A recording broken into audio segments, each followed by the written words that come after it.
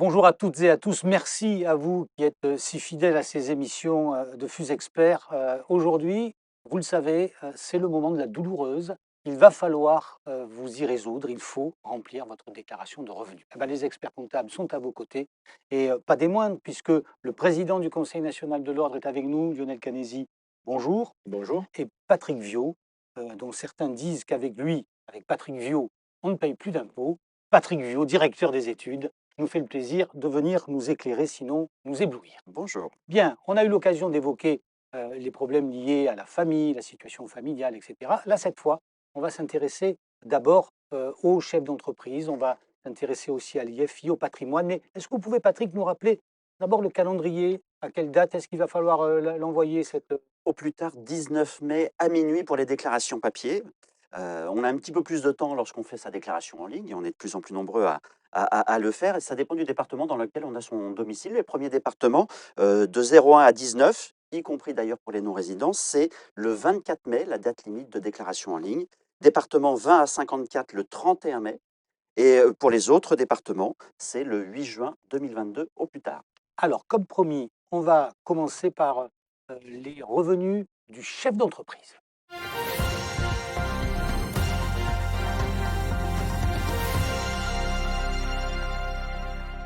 Traditionnellement, on s'interroge toujours sur les nouveautés dans ce domaine-là. Est-ce qu'il y a des choses qui sont venues émerger ou qui ont émergé dans le paysage fiscal? Alors cette année, pour la déclaration des revenus 2021, on poursuit une des réformes engagées l'année dernière qui concerne les cotisations sociales du chef d'entreprise. Auparavant, le travailleur indépendant devait faire une déclaration sociale auprès des organismes sociaux. Ça a changé l'année dernière. Ces informations sociales, il les met dans sa déclaration de revenus. On poursuit cette réforme cette année, donc bien pensée pour les travailleurs indépendants à remplir les rubriques sociales de la déclaration de revenus. Marc, qui est le dirigeant, oui, je pense, d'une société informatique à La Rochelle, nous dit: Je relève du régime micro. Où est-ce que je dois déclarer mes revenus? Lequel d'entre vous peut répondre? Il faut qu'il aille dans sa 2042 C Pro et en fonction si c'est, alors lui, si c'est de l'informatique, ça sera du BIC, mais en fonction si c'est des bénéfices agricoles, des BIC ou des BNC. En fait, il y a des cases différentes, donc 2042 C Pro. J'ai créé ma société en 2021. Est-ce que je peux déduire l'apport en capital de mon impôt sur le revenu? Alors, on ne peut pas déduire, mais on peut bénéficier d'un avantage fiscal, une réduction d'impôt pour souscription au capital d'une petite entreprise ou d'une PME. Donc, il faut remplir la rubrique des réductions d'impôt pour pouvoir en bénéficier. Alors, il y a certaines conditions qui sont assez contraignantes quand même, donc bien vérifier qu'on respecte ces conditions-là pour avoir droit à la réduction d'impôt. Il faut que ce soit une entreprise qui a une activité professionnelle, pas patrimoniale, qu'elle soit soumise à l'impôt sur les sociétés. Et une condition importante, il faut conserver les titres de la société pendant au moins 5 ans et s'engager à avoir au moins 2 salariés à la clôture de l'exercice, de l'année qui suit. Est-ce qu'il y a des Donc limites? il y a des limites, Des limites. c'est, effectivement, c'est un pourcentage 18 ou 25, ça dépend de la date à laquelle on a créé son entreprise en 2021. 18 de réduction d'impôt, c'est pour les créations du 1er janvier au 8 mai 2021 et ensuite, c'est un taux de 25 de réduction d'impôt plafonné. On va prendre en compte le capital qui a été versé dans une limite de 50 000 € Ah, quand même. pour une personne seule ou 100 000 pour un couple Donc soumis deux à périodes, imposition. hein, du 1er 2 périodes, donc bien regarder à janvier. quelle date Mmh. on a créé, la société où on a apporté le capital. Il y a de nouvelles rubriques sociales dans la déclaration des revenus professionnels. Est-ce que je suis concerné en tant que chef d'entreprise? Vous en Oui, avez parlé. oui, alors c'est une décomplexification de la déclaration d'impôt qui est arrivée en 2020. Avant, on fait une déclaration sociale des indépendants. Là, maintenant, en fait, avant, on déclarait son revenu, les cotisations sociales obligatoires et les cotisations sociales facultatives. Là, il faut faire attention parce que l'administration va chercher automatiquement dans les rubriques de la déclaration d'impôt les revenus. Donc, il faut déclarer les revenus non imposables pour éviter d'être imposé sur aux cotisations sociales. Donc, voilà. Une complexification, moi, je conseille au chef d'entreprise, allez voir votre expert comptable, il sera capable de rendre la déclaration facile. Alors une situation évidemment qui doit être assez fréquente dans la période. Je suis déficitaire compte tenu de la crise sanitaire.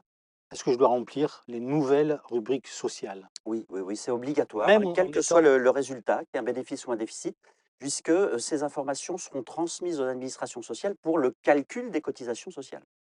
Est-ce que je dois envoyer ces informations sociales aux caisses de retraite aussi? Non, c'est la réforme de l'an dernier. De ce côté-là, c'est une simplification. Ce qui est plus compliqué, c'est d'arriver à la remplir. Mais là, c'est l'administration fiscale qui se charge d'envoyer automatiquement aux caisses sociales les informations. Une question qui va intéresser tous nos amis médecins qui nous écoutent et plus généralement les professionnels de santé. Je suis professionnel de santé, je relève du régime des praticiens et auxiliaires médicaux conventionnés. Praticiens et auxiliaires médicaux conventionnés. Suis-je également concerné par les nouvelles rubriques? Alors la réponse est non. Certains professionnels sont encore exclus de la réforme, dont les praticiens et auxiliaires médicaux conventionnés. Il y a d'autres professions qui sont exclues, notamment tous les professionnels qui relèvent du régime de la mutualité sociale agricole, ou encore on peut citer les artistes-auteurs ou les marins-pêcheurs, eux sont en dehors de la réforme. Mhm.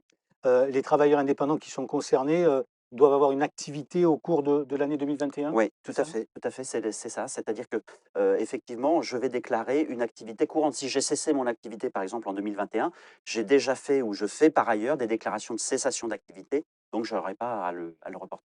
Alors, on a encore de nombreuses questions qui concernent le chef d'entreprise, mais voilà les plus importantes, en tout cas celles qui revenaient le plus fréquemment. On va basculer du côté du patrimoine. Et là aussi, on a des questions, vous allez voir.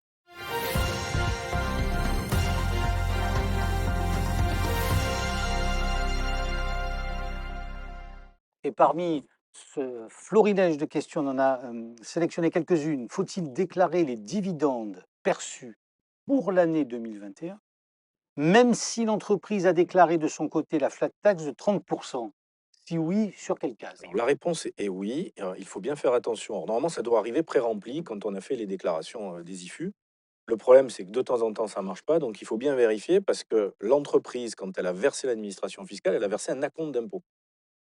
Quand on paye 30%, il y a 12,8 d'impôt et 17,2 de CSG. C'est des acomptes qu'on verse.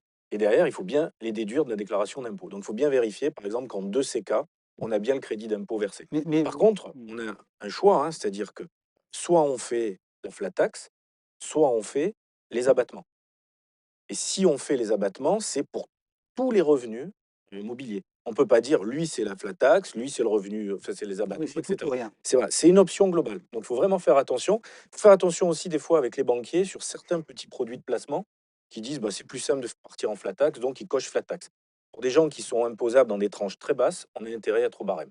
Mais on est bien d'accord que les revenus euh, des dividendes là, ne sont pas de nouveau Non, imposables. ils Hein, sont pas de nouveau impo enfin, ils peuvent être, avoir une imposition complémentaire si on dépasse certains plafonds, 250 000 € par exemple si je suis célibataire ou 500 000 € si on est en couple. C'est ce qu'on appelle la contribution sur les hauts revenus. Donc on a besoin le fisc a besoin aussi de ces revenus pour aller faire ce qu'on appelle le revenu général et c'est sur la base du revenu général qu'on regarde l'imposition sur les contributions sur les hauts revenus. Le fisc doit tout savoir, même si c'est pas imposé. voilà. Et on est là pour tout lui dire et faire en sorte qu'il ne nous impose pas trop. Les revenus fonciers et les questions qui sont liées à ce revenu foncier, ces revenus fonciers. Je donne en location un appartement, j'ai 10 000 € annuels de revenus encaissés. Comment est-ce que je dois les déclarer?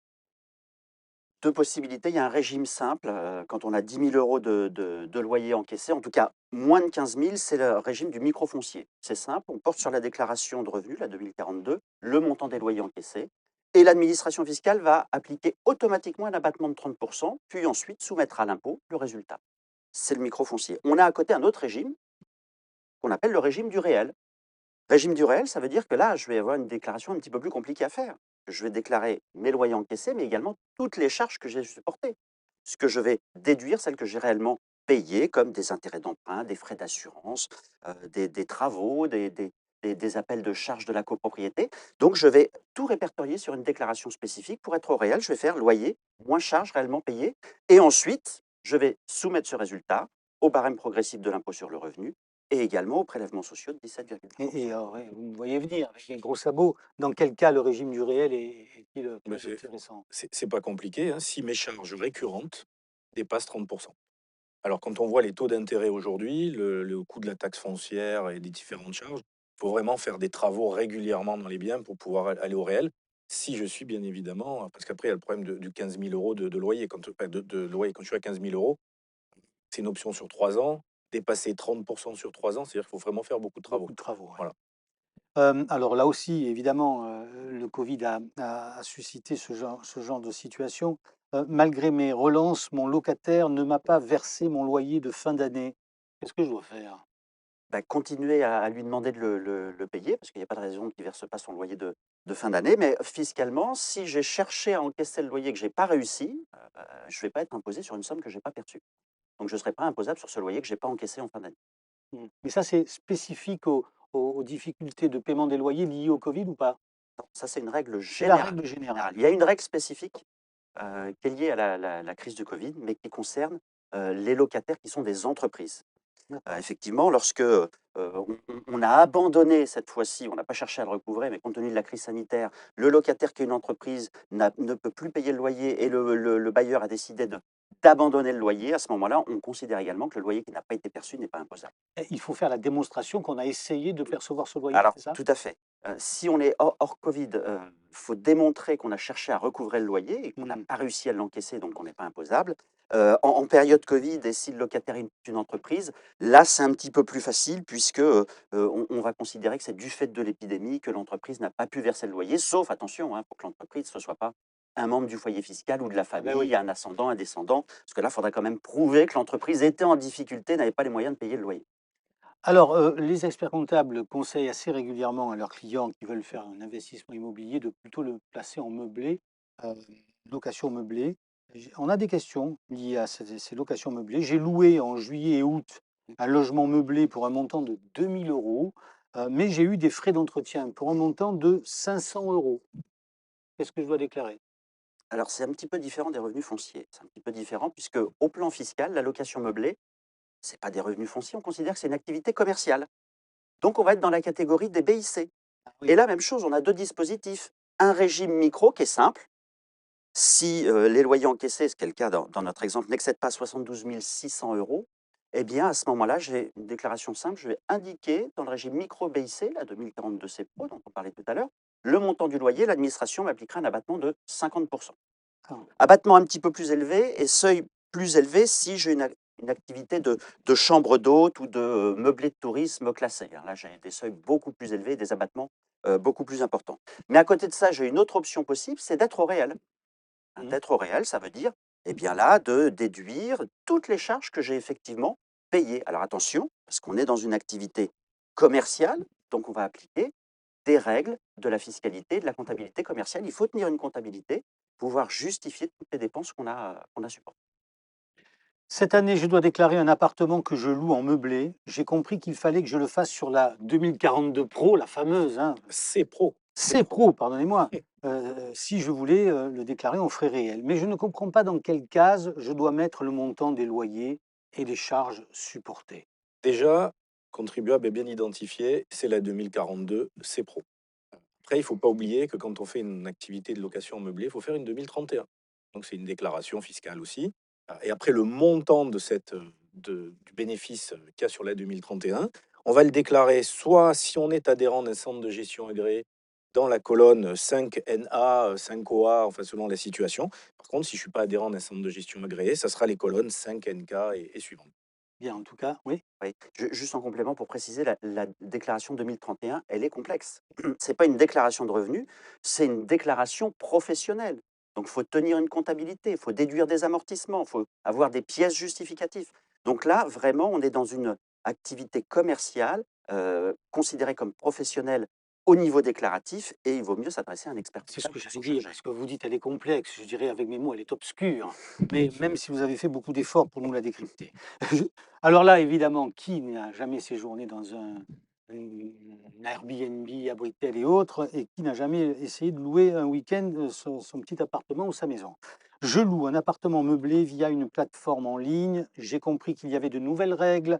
Que faut-il faire? Suis-je imposable?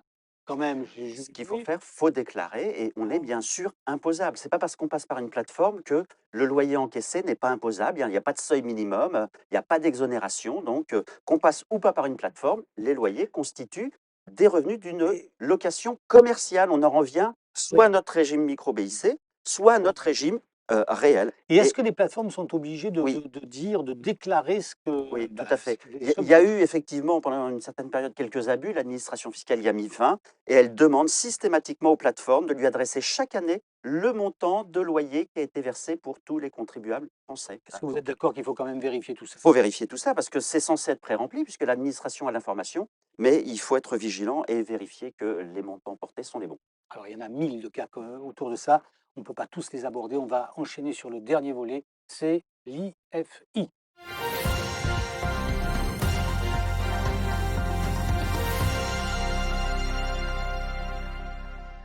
On démarre, comme on dit au rugby, avec les fondamentaux. On va démarrer sur la question la plus large possible. Quand doit-on faire une déclaration d'IFI?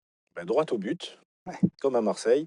En fait, on fait une déclaration d'IFI à partir du moment où, au 1er janvier 2022, c'est le 1er janvier de chaque année hein, qu'on regarde, si notre patrimoine net, donc je prends ce que je possède moins ce que je dois, dépasse 1 300 000 euros. Et je fais ma déclaration d'IFI en même temps que ma déclaration d'impôt sur le Alors revenu. dit comme ça paraît très simple, Mhm. c'est le principe, 1,3 million d'euros, mais question subsidiaire, ma résidence principale est-elle soumise à l'IFI? Oui, non? Oui, alors la réponse est oui, hein. L'IFI, ça vise par principe tous les biens immobiliers, sauf certains biens professionnels qui sont exonérés. Mais tous les autres, en tout cas tous les biens patrimoniaux, sont dans le champ de l'IFI. Donc il faut déclarer la résidence principale. Il y a une décote, parce qu'on considère quand même au 1er janvier, elle a une valeur moindre puisque le contribuable y habite, hein, donc elle n'est pas sur le marché immobilier. Donc on va pouvoir pratiquer un abattement de 30%. On va donc déclarer que 70% de la valeur de la résidence principale. Mais ça veut dire qu'il faut chaque année évaluer ou faire Tout évaluer à son fait, bien immobilier, c'est tout ça? à fait. On regarde le Ah, prix du marché de tous les biens immobiliers. d'accord, oui, c'est compliqué. Quelles sont les dettes, les impôts, les emprunts, etc., qui sont déductibles pour mon IFI? Alors, changement par rapport à ce qu'était l'ISF avant, hein. Les dettes déductibles sont listées, c'est simple, hein, c'est les emprunts et c'est la taxe foncière. Il y a la taxe sur le logement vacant aussi, mais c'est essentiellement les emprunts que j'ai contractés pour acquérir des biens immobiliers et la taxe foncière. Avant, on pouvait déduire la taxe d'habitation. Et puis alors là, une nouveauté, seuls certains énarques ont l'intelligence de trouver, c'est que l'IFI théorique est déductible de lui-même. L'IFI théorique est Donc je commence déductible. par calculer un premier IFI, ça fait un montant, par exemple 5 000, et je le mets dans les dettes, et ça me recalcule un autre IFI avec l'IFI qui est déductible de lui-même. Putain, Voilà. les bras m'en tombent. C'est compliqué. Les modalités de remboursement des emprunts. Oui, alors il faut les prendre en compte, hein, puisqu'on a dit les emprunts immobiliers viennent en déduction de la valeur des immeubles. Il y a des particularités, il faut être vigilant, notamment si on a mis en place des prêts in fine, hein, c'est-à-dire on rembourse le capital qu'à la fin et on conserve une dette pendant très très longtemps. L'administration fiscale va pas ça d'un très bon œil et elle va considérer qu'on a remboursé un petit peu chaque année. Même chose si on a fait des emprunts familiaux. On peut déduire des emprunts immobiliers qu'on a fait auprès des membres de sa famille. Par contre, il faudra être en capacité de démontrer à l'administration, si elle le demandait, qu'on l'a fait dans les mêmes conditions que si on avait été voir une banque. Bien, messieurs, ben, 1000 fois merci pour toutes ces explications. Peut-être un dernier mot, Lionel Canesi. Vous allez forcément nous dire qu'il faut passer par un expert comptable pour être sûr que cette déclaration d'impôt répond à tout ce qu'il faut faire et coche toutes les cases, les Oui, bonnes. c'est une évidence. En fait, on voit bien que l'expert comptable est un spécialiste de la fiscalité. Je crois que c'est important, ça permet de rendre simple la déclaration d'impôt. J'espère qu'on vous l'a prouvé dans ces 2 émissions. Puis ça permet aussi de faire le point sur sa situation. Vous savez, maintenant, avec le prélèvement à la source, on a des situations, on a des augmentations de revenus ou des baisses de revenus. Ben, il faut faire ajuster sa déclaration au niveau du prélèvement à la source. Puis c'est aussi le moyen de faire un point sur sa situation patrimoniale, de se projeter, de regarder quelle est la meilleure stratégie patrimoniale en termes de préparation de transmission d'entreprise ou de plein de sujets. Voilà, je crois que c'est très important. N'hésitez pas, faites appel à un expert comptable, il vous rendra votre déclaration d'impôt simple. Merci à tous les deux pour toutes ces explications. J'espère que ça vous a permis de un peu mieux comprendre ce qu'il fallait faire et peut-être quelquefois ce qu'il ne faut surtout pas faire. Merci de votre attention. À très vite sur Fusexpert. Que la journée vous soit douce.